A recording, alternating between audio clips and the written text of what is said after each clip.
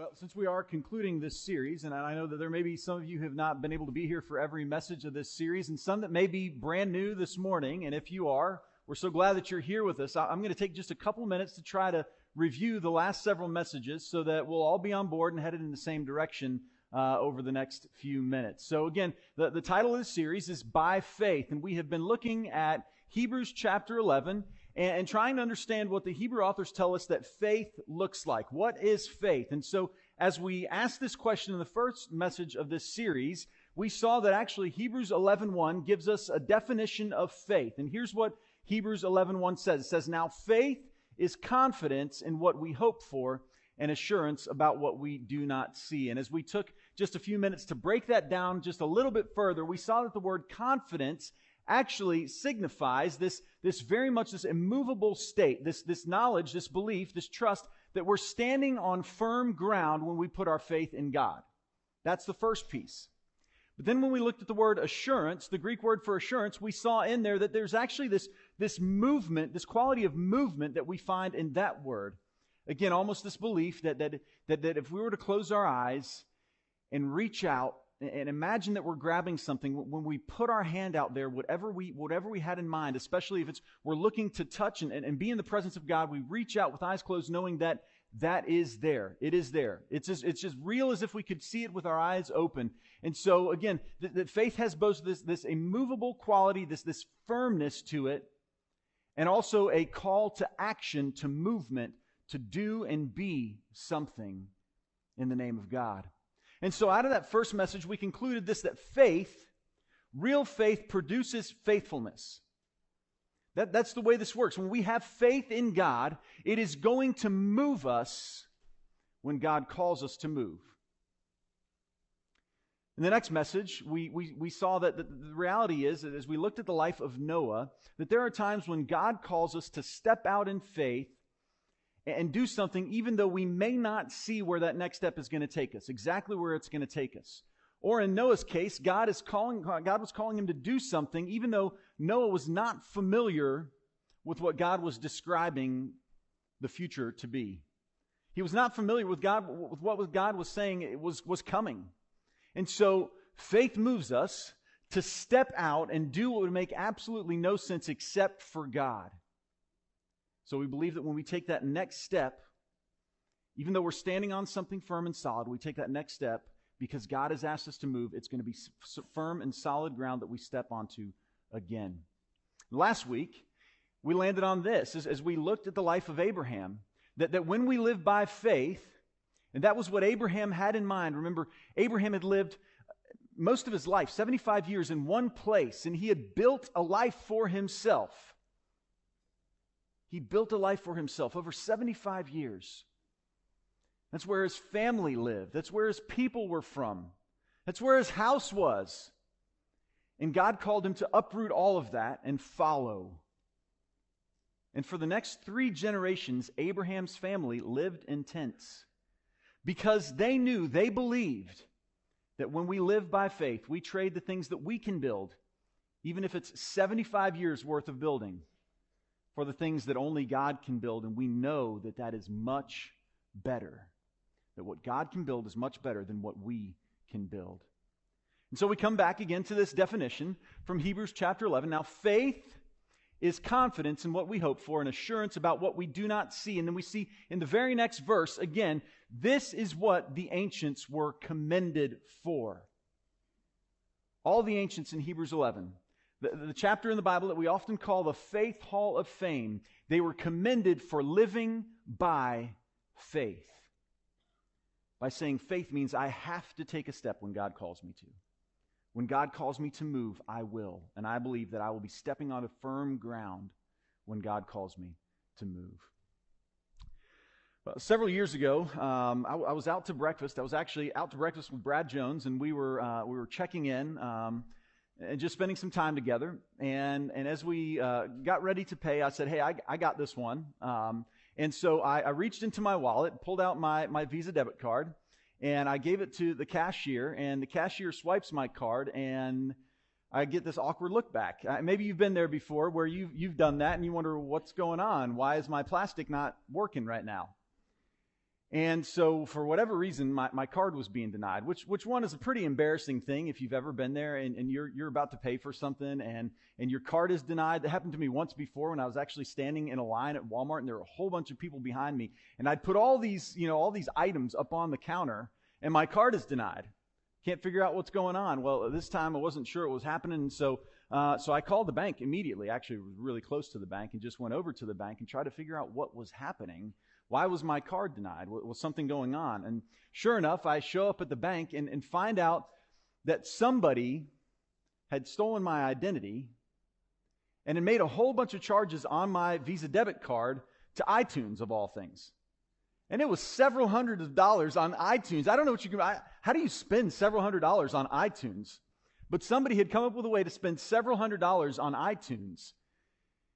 And immediately I was at this place where I felt, I don't know, kind of icky, you know? I mean, somebody had stolen my identity and had gained access to my bank card and to my bank account. And immediately I felt kind of violated. I mean, that's a terrible feeling. I'd heard other people talk about that, having their identity stolen. In fact, I had one friend in Florida who had his identity stolen and somebody applied for and gained a home loan in his name. I mean, can you imagine that? They took out a mortgage in his name. I don't know, maybe you've been there before and you've had your identity stolen. There's all these commercials nowadays. And I actually subscribed to a service after this incident. I wish I would have done it beforehand. But I subscribed to a service after this incident that protects my identity, or at least they claim that they will. We'll protect your identity. We've got $1 million guarantee if anybody ever steals your identity. But you know what I realized? And certainly thinking about it again this week, nobody really stole my identity, right? I mean, let's be honest. They didn't steal my identity. They gained access to my bank account. And that didn't feel good. And it made me pretty nervous, actually, because we had to sit and wait. I had to sit and wait to see if any other charges came in during the time that I was waiting for my card to be canceled. So immediately, the bank cancels my card. They're going to issue me a new card. I'm going to get new numbers and all that stuff. But there could have been still some pending charges, and I'm waiting. What else could come in? Did you find another creative way to spend another couple $100 on iTunes? Or who knows what could have been spent? But I realized that they didn't actually steal my identity, whoever this was. And I don't know if they were ever caught. They didn't take my identity. You actually can't steal my identity. Nobody can steal your identity. I mean, they might be able to steal your electronic identity to some degree, and they might be able to steal your social security number, and they might be able to gain access to your bank account. But in the end, who you are, that's something that nobody can steal from you, that nobody can actually take from you that way. Especially, as we'll see in the next few minutes, if who you are is rooted deeply in God, nobody can take that from you. So this morning, we'll be looking at one more story, one more of these ancients who were commended for living by faith. And in Hebrews 11, we actually will start in verse 23, and you'll see in verse 23, we're actually going to start, we're going to go a little bit, we're going to kind of jump a little bit before Moses' story actually starts, because his story, his by faith journey actually begins with his parents, who when Moses was 3 years old, hid him. I mean, they'd hidden him for a time. They'd hidden him for a time. When he was 3 years old, they saw he was no ordinary child. And we'll see in just the next few minutes, they actually kind of built this basket for him, put him in a basket in the river, in the Nile, crocodile-infested Nile. That would have taken a lot of faith. And sent him down the river, believing by faith that something good was going to happen in that. And we'll see what it is, and actually in a few minutes, that happens. But then as the Hebrew authors go on to tell us about Moses specifically, this is what we see. By faith, Moses, when he had grown up, refused to be known as the son of Pharaoh's daughter. Instead, what Moses did, he chose to be mistreated along with the people of God rather than enjoy the fleeting pleasures of sin. He regarded disgrace for the sake of Christ as of greater value than the treasures of Egypt, because he was looking ahead to his reward. By faith, he left Egypt, not fearing the king's anger. He persevered because he saw him who is invisible. Well, in just the next couple minutes, I want to read to you from Exodus chapter 1. I want to actually read to you the story of Moses. And if you want to follow along, you're more than welcome to follow along. I don't have the words to this story on the screen at this point in time because I want you to visualize what's happening. I want you to see the atmosphere into which Moses was born, what his parents did by faith, and then beyond that, what Moses does by faith as he chooses to identify himself with God's people. This is what we see. Beginning in verse 8, "Then a new king came, to whom Joseph meant nothing. 'Look,' he said to his people, 'the Israelites have become far too numerous for us. Come, we must deal shrewdly with them, or they will become even more numerous, and if war breaks out, they will join our enemies, fight against us, and leave the country.' So they put slave masters over them to oppress them with forced labor. And they built Pithom and Ramses as store cities for Pharaoh. But the more they were oppressed, the more they multiplied and spread. So the Egyptians came to dread the Israelites, and they worked them ruthlessly. They made their lives bitter with harsh labor in brick and mortar and with all kinds of work in the fields. And in all their harsh labor, the Egyptians worked them ruthlessly. The king of Egypt said to the Hebrew midwives, whose names were Shiphrah and Puah, 'When you are helping the Hebrew women during childbirth on the delivery stool, if you see that the baby is a boy, kill him. But if it is a girl, let her live.' The midwives, however, feared God and did not do what the king of Egypt had told them to do, and they let the boys live. Then the king of Egypt summoned the midwives and asked them, 'Why have you done this? Why have you let the boys live?' The midwives answered Pharaoh, 'Hebrew women are not like Egyptian women. They are vigorous and give birth before the midwives arrive.'" Interesting. So God was kind to the midwives, and the people increased and became even more numerous. And because the midwives feared God, he gave them families of their own. Then Pharaoh gave this order to all of his people. It's going to go around the midwives now. "Every Hebrew-born boy that is born, you must throw into the Nile, but let every girl live." Now, as the story goes on, there was a young Hebrew lady who became pregnant, and she became the mother of Moses. And for the first 3 months of his life, she hides him. I have no idea how they pulled this one off. There are times where, when our children were younger than 3 months, I tried to go hide for a while. And it doesn't work that way. Now, you can't hide a baby and you can't hide from a baby in the same house. I mean, it's not possible. I don't know how they made this work in small houses that many times probably only amounted to huts. Remember, they were slaves.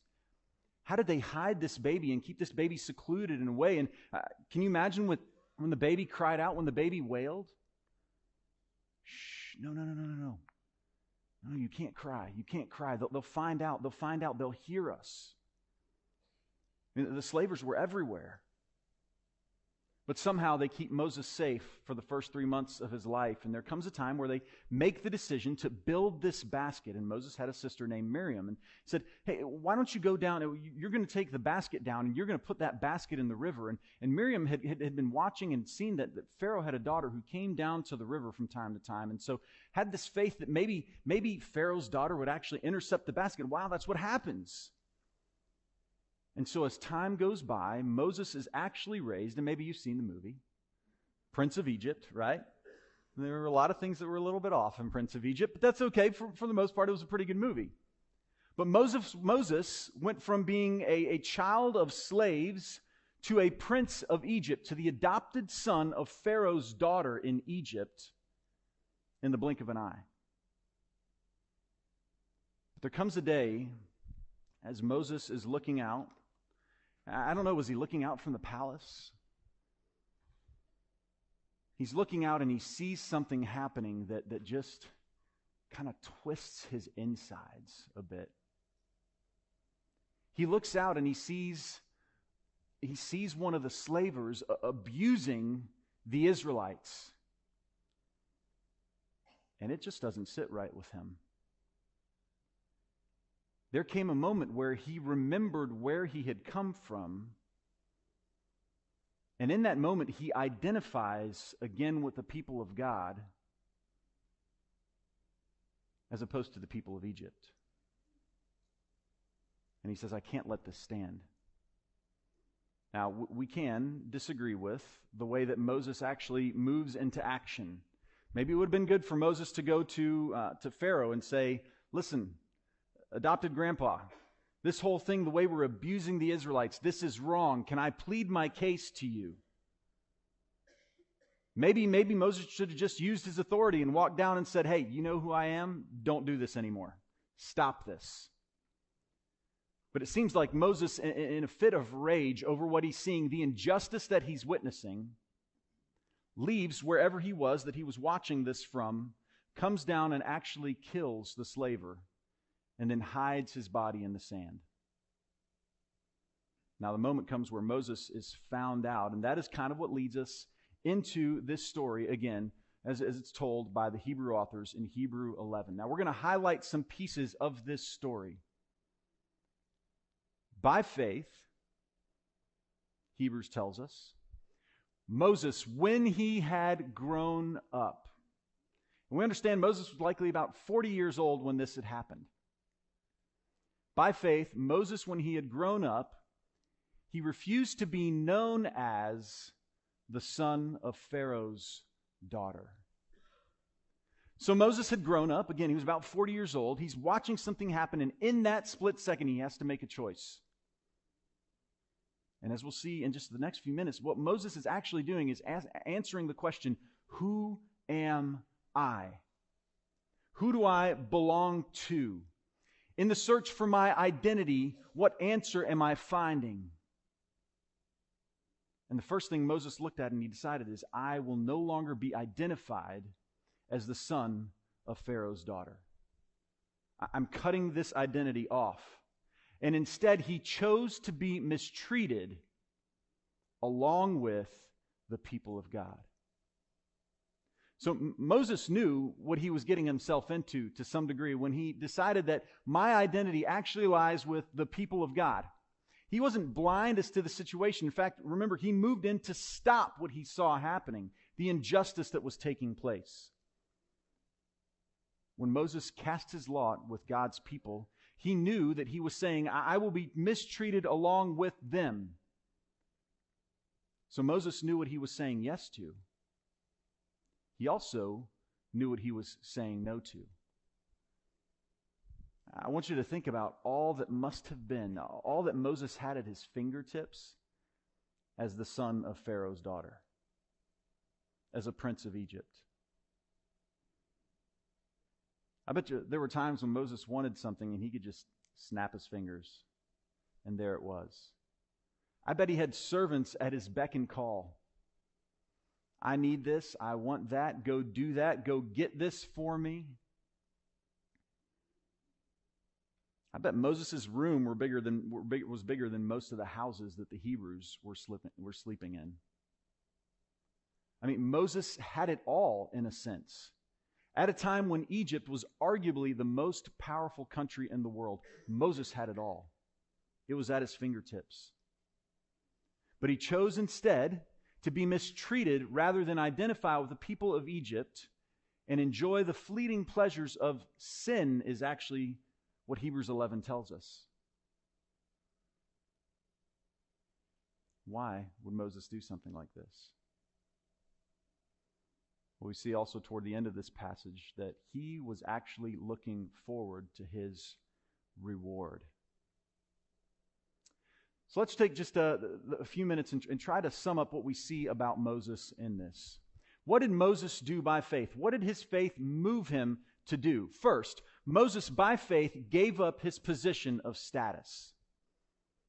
Again, Moses was a prince of Egypt. He gave up his position of status. He also, by faith, gave up his inherited wealth. Now, you could say it wasn't his biologically inherited wealth. Certainly that's true, but Again, he was a prince of Egypt. He was the son of Pharaoh's daughter. That is what he was known as. He gave up as well the comforts of palace living. We already talked about giving up comfort with Abraham last week. But what did he do by faith as well? He said yes again to being mistreated along with God's people. And he was also willing to choose against the fleeting pleasures of sin, the things that would not last, because Moses had in mind something that would last. The Hebrew authors tell us he had in mind a reward. He had his eyes on what was unseen, but what was unseen to him was more firm and more attractive and more lasting than what was right in front of him that he could lay his eyes on daily. So what we really see Moses doing, again, is asking this question of identity. Who am I? He had to make that choice. And for Moses, it was a split-second decision. He had to make it right here and right now. Who am I? Am I the son of Pharaoh's daughter? Or am I one of God's people? Now, what I want you to see about this is that really Moses had a claim on both worlds to some degree, and to some degree both worlds actually had a claim on him. I mean, Moses had been born a Hebrew, an Israelite, one of God's people. But Pharaoh's daughter had taken him in and made him a prince of Egypt. And so Moses could have chosen either one. By his birthright, the Hebrew people had a claim on him. By his adoption, the Egyptian people had a claim on him. And so there came a moment where by faith, Moses made a choice. Now I want you to see, and we're going to jump to Philippians chapter 3 in just a minute. I want you to see how this is not so different from the state that many of us find ourselves in. In fact, probably all of us find ourselves in. We have a time where we have to make a choice. Who are we standing with? Here's what the Apostle Paul says in Philippians chapter 3. He says, I want you to join together in following my example, brothers and sisters, and just as you have us as a model, keep your eyes on those who live as we do. For I have often told you before, and now tell you again, even with tears, many live as enemies to the cross of Christ. Okay, so there's one group, there's those who live as enemies to the cross of Christ, and then there's obviously then those who have pledged their allegiance to the cross of Christ. And here's what the Apostle Paul says about those who live as enemies to the cross of Christ. He says, their destiny is destruction, their God is their stomach, and their glory is their shame. Sounds a lot like the fleeting pleasures of sin that the Hebrew authors are describing to us, right? Moses made a choice. What do I stay with? Who do I stand with? Their mind is set on earthly things, the things that are temporary. But listen to what the Apostle Paul says about those who have pledged their allegiance to the cross of Christ. But our citizenship is in heaven. Our citizenship is in heaven. And so all of us, as we ask this question, who am I think we need to realize first that just like Moses, both worlds to some degree have a claim on you. Both worlds to some degree have a claim on me. Genesis tells us very, very early on that we were made in God's image. We were made in God's image. That's part of who we are. That's part of who you are. That's part of who I am. We are made in God's image. And because of that, God has a claim on us. But all of us sin and fall short of the glory of God, which is in Christ Jesus. Every one of us. And so at some point in time, this world has a claim on us as well. And when, in a sense, two worlds have a claim on you, there comes the point in time, just as it was for Moses, where we have to make a choice. And so for all of us who have chosen to follow God, to give our lives to Him, here's what I want you to see plainly. And it's that when by faith you and I choose to stand with the people of God in that moment and in that place, we proclaim our identity as children of God. And yes, that means there are times when we say, because I stand here, I can't stand there. Because I have chosen to be one of God's children by faith. When He asks me to move, my answer will be yes. I want to conclude this morning by offering an invitation. Maybe there are some this morning who you've not given your life to Him. You have not trusted Him in faith yet in this moment. And maybe for you this morning, this is your moment. This is your split second when you're looking and saying, well, I could identify with this world, or I could identify with the people of God. And I know that when I identify with this world, the reality is Hebrews is honest with us about the fact that sin can be fun. That's right. I said it in the church building. Sin can be fun. And if we deny that sin can be fun, we're not being honest. There are times when sin is fun. Fleeting pleasures of sin. The reality of sin, though, is it's only fun for a while. There comes a time when you realize, it happened for me, that the things I thought were fun as I was chasing after them have come back, and I'm now a broken person. But here's the awesome thing. God says, yeah, you've lived your life as an enemy of the cross, but because Jesus died, you've now got the ability in the middle of the battle to switch allegiances if you want. Not only is there no penalty for switching allegiance, any penalty of the life you lived is also gone if you come to Him. There may be someone here who wants to declare their faith in Jesus for the first time and wants to be united with Him in the waters of baptism, where we identify with Jesus. Romans 6 says we identify with His death, His burial, and His resurrection, the reward.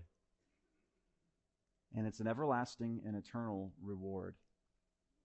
When we choose to identify with God's people, in that moment, He says, you're my child.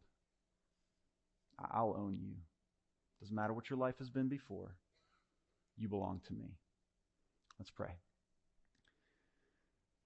Father, it's my prayer that whether we've been walking with you for most of our lives, or whether there are those here who today want to take that first by faith step with you and give their lives to you, that we will see that we have pledged our allegiance to you, that we've given our lives to you, that we've chosen you over everything and anything this world has to offer, everything that's fleeting. But that, God, we've traded that for something eternal, our hope in you.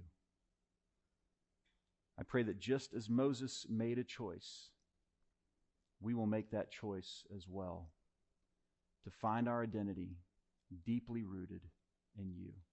This is my prayer in Jesus. And the church said, amen.